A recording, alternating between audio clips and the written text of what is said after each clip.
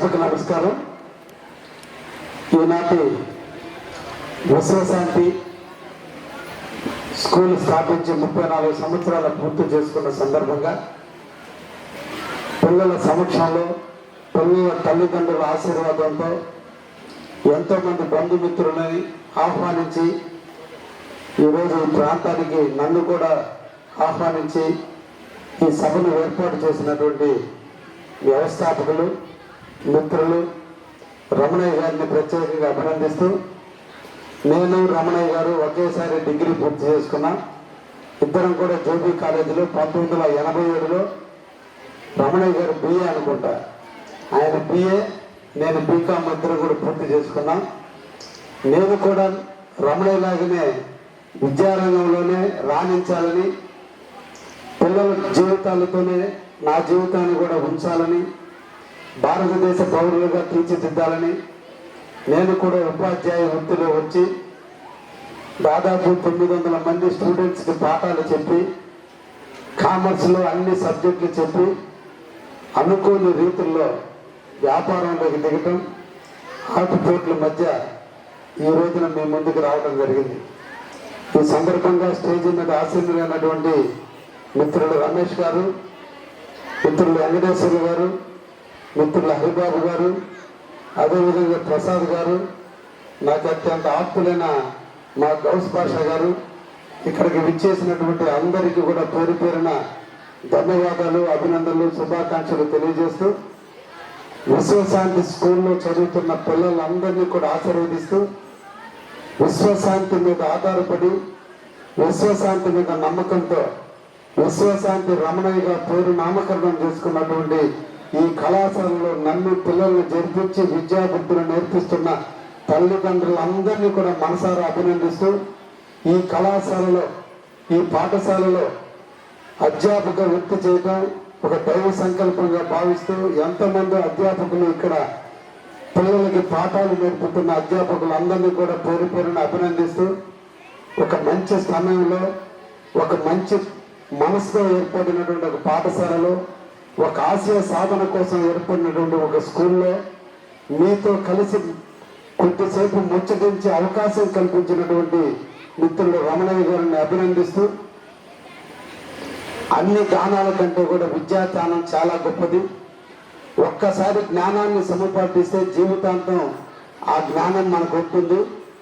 బుడిబుడి నడకల మధ్య విద్యార్థులను చేర్చుకుని LKG నుంచి 10th వరకు కూడా మెచ్యూరిటీ లేని వయసులో, జ్ఞానం తెలియని వయసులో తల్లిదండ్రులు ఓన్లీ మాటలు నేర్పి పంపిస్తే ఆ మాటలు నేర్చుకుని బుడిబుడి నడకలతో ఈ స్కూల్కి వచ్చిన విద్యార్థులకి పాఠాలతో ఉన్న అంశాలతో పాటు అంశాలు మధ్యతో పాటు జ్ఞానాన్ని నేర్పుతూ ఎలా నడవాలి, ఎలా ఎదగాలి, ఎలా ఇబ్బందులు ఎదుర్కొనేదానికి ఎలా బయటపడాలి అనేటువంటి ఒక జ్ఞానాన్ని నేర్పించే ఒక కారాగారంగా ఏర్పరిచిన ఈ విద్యాలయంలో మన విద్యార్థులందరికీ కూడా కావలిలో తలమానికంగా విశ్వశాంతి రమణయ్య గారి సంస్థని పెట్టారు.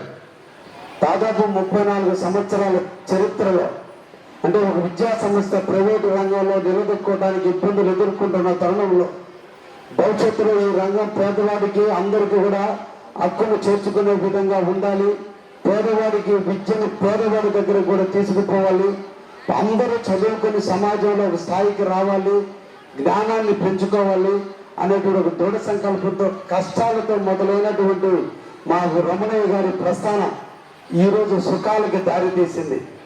ఎక్కడ కష్టపడతామో అక్కడ విజయం వరిస్తుంది. చాలా మంది జీవితాల్లో చిన్న వయసులో ఎవరైతే కష్టాలను ఎదుర్కొన్నారో, ఎవరైతే విఫలం చెందారో, ఎవరైతే వైఫల్యాలను ఎదుర్కొన్నారో, ఎవరైతే ఫెయిల్యూర్తో స్టార్ట్ అయిందో వాళ్ళ జీవితం ఆఖరికి సుఖమయం అవుతుంది. ఇది నేను చెప్పింది కాదు, సమాజంలో జరిగేటువంటి వాస్తవమైనటువంటి సంగతం. అందుకే ఇక్కడ ఉన్నటువంటి విద్యార్థులు, చిన్న పిల్లలు ఇంకా మనసు పరిపక్వత కానీ దశలో ఉన్నారు. తల్లి చాటున, తండ్రి చాటున, గురువు చాటున బుక్కుమంటూ ఎదిగేటువంటి బిడ్డలు. కానీ ఈ వయసులోనే ఈరోజు 10th పూర్తయ్యే దశలో ఉన్నారు. 6వ తరగతి నుంచి మీలో ఒక భావన వస్తుంది. మీ భావనల్ని, మీ కళల్ని సాకారం చేసుకోవాల్సినటువంటి వయసు కూడా ఇదే. ఇప్పుడే మీరు కళ్ళ కనాలి. ఇప్పుడే మీరు ఆలోచన రావాలి. సినిమాలు చూసినా, సీరియల్ చూసినా, కంప్యూటర్లో గేమ్లు ఆడినా, ఈ గేమ్ తయారు చేసిన సృష్టికర్త కూడా నేను కూడా అలా ఎదగాలని కోరుకోవాలి. సినిమా చూస్తే ఈ సినిమాని నటించే హీరోలాగా నేను ఎదగాలని కోరుకోవాలి. సినిమాని ఎవరు తీశారో అలా నేను కూడా తీసే స్థాయికి రావాలని మీరు అనాలి. కథ చూడటం కాదు, ఈ కథ వెనక మిమ్మల్ని మెప్పించడానికి డైరెక్టర్ కావచ్చు, నటులు కావచ్చు, పెద్ద కష్టాన్ని మీరు చూడాలి. ఈ కష్టం వెనక ఎలా విజయం సాధించారో మీరు చూడాలి. ఎస్, నేను కూడా అలా రావాలంటే ఏం చేయాలో ఆలోచనకు రావాల్సినటువంటి వయసు ఈ వయసు. ఏదో తల్లి తిట్టినా, తండ్రి తిట్టినా మీ భవిష్యత్తు కోసమే. మీరు ఆనందిస్తే ఆనందించే వాళ్ళు తల్లిదండ్రులు, మీరు కష్టపడితే కళ్ళ నీళ్ళు తుడిసేవాళ్ళు తల్లిదండ్రులు, మీరు ఏడిస్తే కళ్ళ మీద నీళ్ళతో కళ్ళు పెట్టుకునేవాడు కూడా తల్లిదండ్రులే. గురువులు కావచ్చు, తల్లిదండ్రులు కావచ్చు, మిమ్మల్ని సాధన చేస్తున్నారు, మిమ్మల్ని ఒక ఆణిముత్యంగా సాధన చేస్తున్నారు, ఒక ఆభరణంగా మిమ్మల్ని తయారు చేయడానికి మిమ్మల్ని రుద్దుతున్నారు. ఈ టైంలోనే మీరు పరిపక్వతకి రాని దశలో ఉన్నారు. ఇంకా మీరు నేర్చుకోవాల్సిన దశలోనే ఉన్నారు. నేర్చుకున్న దశ 18 సంవత్సరాల వయసు పూర్తయినప్పుడే పరిపక్వమైనటువంటి ఆలోచన ఉన్నటువంటి మనసు, అదే మెచ్యూరిటీ వయసు. 10th పూర్తి చేసుకున్న ఇంటర్మీడియట్ వయసు, అంటే వయసు అటు ఇటు కాని వయసు, పరిపక్వత లేని వయసు, చపచిత్తం ఉండే వయసు. అందరికంటే నేనే తెలియగలవాడిని, తల్లి కంటే, తండ్రి కంటే, గురువు కంటే అన్నీ నాకు తెలిసినటువంటి ఆలోచన ఉన్నటువంటి వయసు, ఎదిగే వయసు. ఈ ఎదిగే వయసులోనే మనం బతకడం నేర్చుకోవాలి. ఈ ఎదిగే వయసులోనే గురువు యొక్క పాఠాలను శ్రద్ధగా వినాలి. ఎదిగే వయసులోనే తల్లి మందలింపులో, తండ్రి ప్రేమలో అన్నిటినీ కూడా మనం పరీక్షించాలి. ఒక్కసారి ఇక్కడ ఉన్న విద్యార్థులందరూ అలా ఆలోచించండి. మీ తల్లి మిమ్మల్ని చదివించడం కోసం, మీ తల్లి మళ్ళా ఒక స్టూడెంట్ అవుతుంది, పక్కన కూర్చోబెట్టి మీ చేత రాపిస్తుంది, పక్కన కూర్చోబెట్టి మీ చేత చదివిస్తుంది, తాను చదువుతుంది, మీకోసం వంట వండి పెడుతుంది, మీకోసం అందంగా అలంకరిస్తుంది, మీకోసం మంచి బట్టలు కుట్టిస్తుంది. తల్లి మంచి బట్టలు వేసుకున్నా వేసుకోకపోయినా, అన్నం తిన్నా తినకపోయినా, ఈ బిడ్డ రేపు ప్రయోజకురాలు కావాలి, ఈ బిడ్డ ఒక ఉన్నత స్థాయికి రావాలి, ఆనాడు నాకు నిజమైనటువంటి బిడ్డ పుట్టని ఆనందించడం కోసం మీ తల్లిదండ్రుల కష్టాలు మీకు తెలియకుండా, మీరు ఏమి అడిగితే అది కోరికలు తీరుస్తూ, మీరు మిమ్మల్ని ఆనందింపజేయడం కోసం వాళ్ళు కొవ్వొత్తులాగా కరిగిపోతూ, కష్టాల కళ్ళ మీద నీళ్ళు వస్తున్నా పక్కన తుడుచుకుంటూ మిమ్మల్ని ఆనందింపజేయడానికి చేస్తున్న కృషి యొక్క ఫలితం ఏదో ఒక రోజు ఆ తల్లిదండ్రులు సమాజ్ నా బిడ్డ గొప్పవాడు అని చెప్పుకోవడం కోసం, అది రావడం కోసం మీరు ఇప్పుడు అన్ని ఆలోచనలు తీసుకురావాలి. అది వచ్చిన నాడే మీ జీవితానికి సార్థకత ఉంటుంది, మీ జీవితానికి ఒక విలువ ఉంటుంది, మీ జీవితం ఒక ఆనందించంగా పరిగణించడానికి అవకాశం ఉంటుంది, మీ తల్లిదండ్రులకి ఒక పేరు ప్రఖ్యాతలు రావడానికి అవకాశం ఉంటుంది. జీవితంలో ఫెయిల్యూర్తోనే మన జీవితం స్టార్ట్ అవుతుంది. మనందరం పుట్టినప్పుడు ఒక బిడ్డ నడవడం తెలియదు, మాట్లాడడం తెలియదు, దోదాగడం తెలియదు, పరిగెత్తడం తెలియదు. ప్రకృతిలో వచ్చే మార్పుల వల్ల దినదినం మన పోరాటం తెలియకుండానే మనం పోరాడుతున్నాం, చదువుకుంటున్నాం, నేర్చుకుంటున్నాం. నేర్చుకోవటం అనేది మనం చనిపోయేంత వరకు ఉండే విద్య. నిరంతరం మనం భారతదేశ పాఠశాలలో పనిచేస్తూనే ఉన్నాం. స్కూల్లో చదివే పుస్తకాల్లో ఉండే పాఠాలు మాత్రమే, జీవిత పాఠాలను జీవితాంతం కూడా నేర్చుకుంటూనే ఉంటాం. వాటన్నింటినీ అలవర్చుకున్న నాడే మన జీవితం సార్థకత ఉంటుంది. అందుకని ఫెయిల్యూర్తో మొదలైన మన జీవితం మొదట ఫెయిల్యూర్ ఉంటుంది, అక్కడే హేళన కూడా ఉంటుంది, అక్కడే అవమానాలు ఉంటాయి. ఎక్కడ హేళన, ఎక్కడ అవమానం ఉంటుందో అక్కడే మనం చైతన్యం రావాలి. ఎస్, ఎందుకు ఫెయిల్ అయ్యాను, ఎక్కడ ఫెయిల్ అయ్యాను, ఎక్కడ నాలో లోపం ఉందో మీరు ఆలోచించాలి. ఇక్కడ ఉన్నటువంటి విద్యార్థులందరూ కూడా ఒక్కసారి ఆలోచించండి. మీ ఇంట్లో ప్రతి తల్లి తండ్రికి 2 లేక 3 బిడ్డలు ఉన్నారు. తల్లి పెంపకంలో కానీ, తండ్రి ఆశీస్సుల్లో కానీ ఎక్కడన్నా మిమ్మల్ని ప్రేమలో తక్కువగా చూసుకుంటున్నారా? ఒక బిడ్డ బాగా చదువుతున్నాడు, ఒక బిడ్డ ఫెయిల్ అవుతున్నాడు, ఒక బిడ్డ మంచి మార్కులు తెచ్చుకుంటున్నాడు, ఒక బిడ్డ వెనకబడిపోతున్నాడు. కారణం ఎక్కడ? మీ తల్లి ప్రేమలోనా, మీ తండ్రి ప్రేమలోనా, మీకు పాఠాలు చెప్పే గురువులోనా? గురువులు 50 మంది విద్యార్థులను కూర్చోబెట్టి క్లాస్ రూమ్లో పాఠాలు చెబితే ఒక విద్యార్థి అత్యున్నతమైన మార్కులతో పాస్ అవుతున్నాడు, ఒక విద్యార్థి కష్టంగా పాస్ అవుతున్నాడు. కారణం అన్నిటికీ కూడా ఒకే ఒక కారణం, మనస్సాక్షి. మన మనసు ఎప్పుడు కూడా ఒకే దాని మీద కాన్సన్ట్రేట్ చేయాలి, పక్క వాళ్ళ మీద కాదు. ఎప్పుడు కూడా మీరు ఆలోచించాల్సింది ఇద్దరు వ్యక్తుల గురించి. మీకు జన్మనిచ్చి, ఆకారం ఇచ్చి, తెలివినిచ్చి, సంపదనిచ్చి, గుడ్డనిచ్చి, మిమ్మల్ని కోసం చదివించే మీ తల్లిదండ్రులు పడే కష్టాన్ని ఎప్పుడు మీరు గుర్తుంచుకోవాలి. అప్పుడే ఆ కష్టానికి ఫలితం ఏంటంటే మనం చదవాలి. ఎస్, చదవాలి. ఈ చదువు కష్టం అనిపించినా ఇష్టంగా మార్చుకోవాలి. ఆ అనే అక్షరం, ఏ అనే అక్షరం రాసేటప్పుడు చాలా కష్టం, కానీ ఈరోజు మనందరికీ అది ఈజీ. ఏది కూడా కష్టంతోనే స్టార్ట్ అవుతుంది. దాన్ని ఇష్టంగా మార్చుకుంటే, ఆ ఇష్టమే మనకి ప్రీతిగా మారితే తప్పకుండా మనకి ఏదైనా అదృష్టం అనేది మన కాళ్ళ కాడకు వస్తుంది. డిక్షనరీలో, జీవిత కాల చక్రంలో అదృష్టం, దురదృష్టం అనే 2 వర్డ్స్ లేవు నా భాషలో. ఎస్, దేవుడు మనకు అన్ని ఇచ్చాడు. కాళ్ళు ఇచ్చాడు, ముక్కు ఇచ్చాడు, నోరు ఇచ్చాడు, కన్ను ఇచ్చాడు, చెవులు ఇచ్చాడు, మాట్లాడే హక్కు ఇచ్చాడు. ఇవ్వండి ఒక మనసే.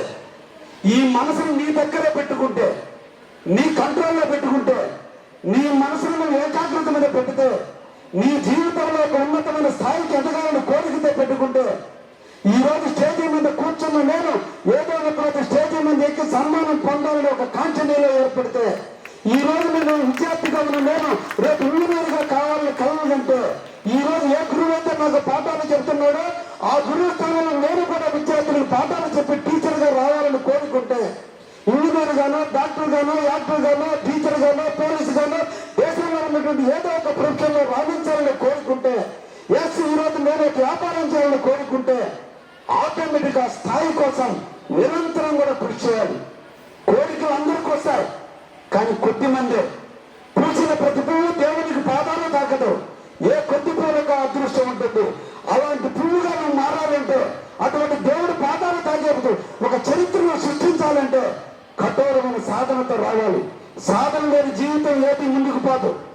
ఇప్పుడు దాకా నేను నన్ను ఒక స్కూల్ ఫంక్షన్ పిలిచినట్టుగా కాకుండా నా అభినందన సభకు పిలిచినట్టుగా నన్ను అందరూ కూడా ఇక్కడ భక్తులు పొగిడారు. ఎస్, ఈ పొగడ్తలో ఒక ఇన్స్పిరేషన్. నేను కూడా ఇక్కడ ఉన్నటువంటి వాళ్ళందరికంటే పేద కుటుంబంలో పుట్టా. వ్యవసాయంలో గేదెల దగ్గర పేడెత్తిన కానించి, పాలు పిడిచిన కానించి, కుడితిని కనిపించిన కానించి, చెరువులో చేవ అన్ని పనులు కూడా చేశా. నాడు కష్టపడ్డా, కానీ ఒకే ఒక ఏం, నా తండ్రి కష్టం, నా తల్లి కష్టం, గట్టి మోపుతున్న తల్లి, పొలానికి బాడుకుపోతున్న తండ్రి, కానీ ఏ ఒక్క రోజు కూడా నన్ను చదివించడానికి మా తండ్రి కష్టంలో వాళ్ళు చూసాం. అది నేర్పిన జ్ఞానమే ఈరోజు ఇంత ఒత్తిడింత ఉన్నట్టు ఈరోజు నన్ను ఈ స్థాయికి తీసుకొచ్చింది. ఎక్కడ పుట్టానో ఫెయిల్యూర్స్ ఉన్నాయి నా జీవితంలో. ఈ తెల్ల చొక్కా వెనక కొన్ని 100 ఫెయిల్యూర్స్ ఉన్నాయి, కొన్ని 100 అవమానాలు ఉన్నాయి. ఎన్ని వచ్చినా ఒకటి ఏదో ఒకరోజు ఒక ఉన్నత స్థాయికి రావాలంటే కష్టపడాలన్నటువంటి ఒక దృఢ సంకల్పంతో, కఠోరమైన సాధనతో చేశాం కాబట్టి ఈరోజు మీ స్థాయికి వచ్చాం. ఇప్పుడు మేము సుఖపడుతున్నాం. రేపటి మీ సుఖం కోసం ఇప్పుడు కష్టపడండి. ఒకటే, అమావాస్య ఉంటుంది, వెన్నెల ఉంటుంది, పగలు ఉంటుంది, రాత్రి ఉంటుంది. దీన్ని బట్టి మనం నేర్చుకోవాల్సింది, సగం జీవితం రాత్రి, సగం జీవితం పగలు ఎలా ఉందో మన జీవితంలో కూడా సగం కష్టాలు ఉంటాయి. కష్టాలు లేని కుటుంబం ఉండదు, కష్టాలు లేని జీవితం ఉండదు. అసలు అది లేకపోతే జీవితమే కాదు. మీరు కూడా కష్టపడండి. మీకు 21 సంవత్సరం వచ్చే లోపల డిగ్రీలు పూర్తవుతాయి. అంటే ఇప్పుడు మీరు 10th లేదా 6th నుంచి, అంటే 10వ తరగతి, 10వ వయసు నుంచి మీరు ఈరోజు విద్యార్థులుగా ఉన్నారు. మీ 15 సంవత్సరాలు 6వ తరగతిలో స్టార్ట్ అయినటువంటి మీ జీవితం 15 సంవత్సరాలు మీరు కష్టపడితే, ఈ 15 సంవత్సరాలు మీ ధ్యేయం ఒకటే, జీవితంలో ఒక ధృవతారగా నేను రావాలని ఒక సంకల్పం మీరు ఏర్పరచుకుంటే, నేను పలానా బిడ్డను అనిపించుకోవడం కాదు, పలానా బిడ్డ యొక్క తల్లిదండ్రులు వీళ్ళని ఊరంతా సంతోషించగలిగితే ఎలా ఉండాలో తెలుసా మన జీవితం? నువ్వు పుడితే నీ తల్లి ఆనందించింది, పురుటి నొప్పులు భరించి కూడా నీ తల్లి నిన్ను ముద్దాడింది, నీ తండ్రి నీ కోసం ఎదుగుదల కోసం తపన పడుతున్నాడు. నీ ఊరు మొత్తం నిన్ను గుర్తించాలి, శభాషరా బిడ్డని. మనం చనిపోతే మన శత్రువు కూడా మనం చూసి ఆడవాళ్ళు, మన క్యారెక్టర్ని చూసి. అది మన జీవితం ఉండాలి. అది రావాలంటే మనలో క్రమశిక్షణ రావాలి, డెడికేషన్ రావాలి, కమ్యూనికేషన్ ఉండాలి, మోటివేషన్ ఉండాలి, ఆబ్జెక్టివ్స్ ఉండాలి, ప్లానింగ్ ఉండాలి, డెసిషన్ మేకింగ్ ఉండాలి, కాండక్ట్ ఉండాలి, క్యారెక్టర్ ఉండాలి, క్యాలిబర్ ఉండాలి. ఇవన్నీ కలగలిగితే ఎక్కడ సెట్ ఉంటుందో అక్కడ సక్సెస్ ఉంటుంది, ఎక్కడ సమపడుతుందో అక్కడ నీ పక్కన విజయం నీ పక్కన ఉంటుంది. అందుకే ఇందాక కూడా చెప్పా, విజయంలో అదృష్టవంతుడు దురదృష్టవంతుడు ఎవడూ లేడు. ఎవరు సాధన చేస్తారో వాళ్ళు తప్పకుండా విజయం మన ఇంటి వరకు వస్తుంది. ఏది కూడా కృషితో నాస్తి దుర్భిక్షం. కృషి చేయకుండా ఏది రాలా. మీకు పాఠాలు చెప్పే గురువులు కూడా ఇంటి దగ్గర అరగంట చేసి ప్రిపేర్ అయితేనే మీకు ఉన్నతమైనటువంటి విలువలతో పాఠాలు చెప్పగలుగుతున్నారు. అంటే ప్రతి ఒక్కరూ కృషి చేస్తే తప్ప ఆటోమేటిక్గా విజయం రాదు. కాబట్టి విద్యార్థులైనటువంటి మీరందరూ కూడా మీ తల్లిదండ్రుల్ని, మీ గురువులని ఒక పేరు ప్రఖ్యాతి తెచ్చేటట్టుగా, మీ జీవితం ఒక ఉన్నతమైన ఆభరణంగా మార్చుకునే విధంగా మీరు తప్పకుండా ఎదగాలని ఒక్కసారి ఆలోచించండి. మన తల్లులు మెడలో వేసుకున్న బంగారం, ఇది కూడా ఒక మట్టే. మీరు కూడా ఒక మట్టి లాంటి వాళ్ళే. ఆ మట్టిని సాధన చేస్తే, ఆ ఎక్కడో పువ్వులో ఉన్న బంగారం, ముడి బంగారాన్ని బయటికి తీస్తే దాన్ని కొన్ని వందల ఉలి దెబ్బలు తగిలితే ఒక ఆభరణం తయారైంది. ఆ ఆభరణం ఈరోజు మన తల్లుల మెడలో అలంకారమైంది. మీ జీవితంలో కూడా కొన్ని వందల సుత్తి దెబ్బలు, బెత్తం దెబ్బలు తగులుతాయి. దెబ్బ దెబ్బకి రాటు తేలాలి తప్ప ద్వేషం పెంచుకోకూడదు. తల్లి తిట్టిందనో, తండ్రి తిట్టాడనో, గురువు తిట్టాడనో కసిని వాళ్ళకి ద్వేషంగా కాదు. ఎవరి కోసం? మన జీవితం కోసం, మన ఎదుగుదల కోసం మన తల్లిదండ్రులు కష్టపడుతున్నారు, తిడుతున్నారని భావన మీలో రావాలి తప్ప నెగటివ్ యాటిట్యూడ్ చేసుకోవద్దని విద్యార్థులందరినీ కూడా కోరుకుంటున్నాం. ఒకటే విద్యార్థులారా, మీ క్లాసులో 50 మంది ఉన్నా ఒక మంచి వ్యక్తితో ఒక్కరితో స్నేహం చేయండి చాలు. మితంగా మాట్లాడండి, అతిగా మాటలు తగ్గించండి. మాట పెరిగేకుంది, పెదవి నుంచి మాట పెరిగేకుంది, భాష మారుద్ది, ద్వేషం పెరుగుద్ది, అన్ని కూడా సమస్యలు తెచ్చుకుంటారు. ఎంత పలకరింపులో ఎంత తక్కువ మాట ఉంటుందో జ్ఞానం అంత దగ్గరగా నీకు వస్తుంది. ఒక మంచి మిత్రుడు, స్నేహితుడు వేరు, మిత్రుడు వేరు. స్నేహితుడు అంటే రైల్వే స్టేషన్ లో ట్రైన్ ఎక్కితే పక్కన కూర్చొని గమ్యం చేరేంత వరకు పక్కన కూర్చొని మాట్లాడినవాడు స్నేహితుడే. సినిమాల్లో పక్క సీట్లో కూర్చొని మాట్లాడిన స్నేహితుడే. మిత్రుడు ఎలా ఉండాలో తెలుసా? కష్టాల్లో తోడుండాలి, నష్టపోతున్నప్పుడు, కష్టపోతున్నప్పుడు నీ కళ్ళ నీళ్ళు తొడవాలి, నువ్వు విజయం సాధించినప్పుడు శభాషను ప్రోత్సహించాలి, నువ్వు గర్వపడుతున్న రోజు నిన్ను విమర్శించాలి. నీ లోపాన్ని సరిదిద్దేటువంటి వాడు మిత్రుడు.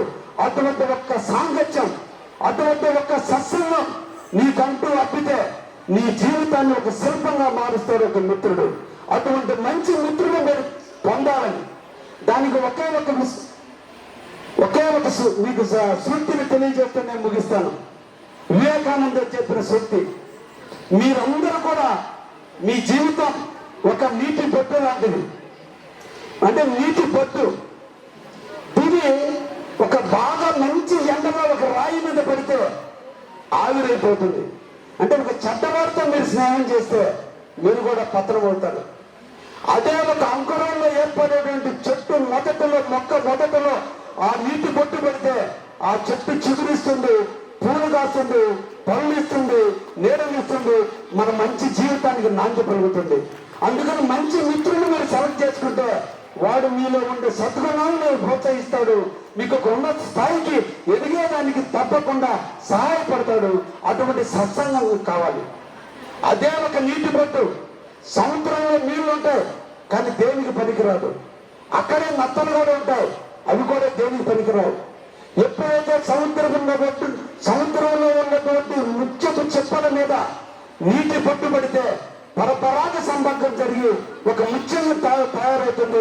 మన తల్లులు తన నడులో ఆభరణంగా తయారవుతుంది. ఈరోజు మనం ముత్యం అంటే ఎంత ఆనందంగా ఉంటాం. అటువంటి ముత్యం లాంటి జీవితం మీకు రావాలంటే ఒక మంచి మిత్రుని మీరు పొందని చెప్పి సందర్భంగా విద్యార్థులందరికీ కూడా తెలియజేస్తూ, కష్టంతో దాటిన జీవితం విజయంతో వస్తుంది. విజయం సుఖంతో స్టార్ట్ అయినటువంటి జీవితం ఆఖరికి నవ్వులు పాలు చేస్తుంది. కాబట్టి కష్టాన్ని నమ్ముకోండి, కష్టం పక్కనే విజయం ఉంటుంది. విజయానికి అపజయానికి ఒకటే ఒక వరుడు తేడా, ఒక అక్షరం తేడా.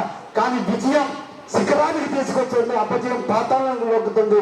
కాబట్టి విద్యార్థులందరూ కూడా పాఠ్య పుస్తకాలతో పాటు జీవిత పాఠాలు కూడా నేర్పుకుంటూ, గురువులు తల్లిదండ్రులు అందరూ చెప్పిన పాఠాలు నేర్చుకుంటూ సమాజంలో ఉన్నతమైన పౌరులుగా, ఈ భారతదేశ పౌరులుగా కర్మభూమైనటువంటి ఈ భారతదేశంలో పుట్టినందుకు గర్వపడుతూ ఈ భారతదేశానికి సేవ చేసేటువంటి భాగ్యం మనం పుట్టిన దేశానికి సేవ చేస్తూ మనం సంపాదించడమే కాదు, ఈ సంపాదన కూడా ఈ దేశం కోసం కేటాయిస్తూ భారతీయ పౌరులుగా ఎదగాలని మనసారా కోరుకుంటూ మిమ్మల్ని అందరినీ ఆశీర్వదిస్తూ ఒక మంచి పిల్లలతో మాట్లాడే అవకాశాన్ని కల్పించిన మిత్రులు రమణ గారికి ధన్యవాదాలు తెలియజేస్తూ ముగిస్తున్నా. Thank you very much.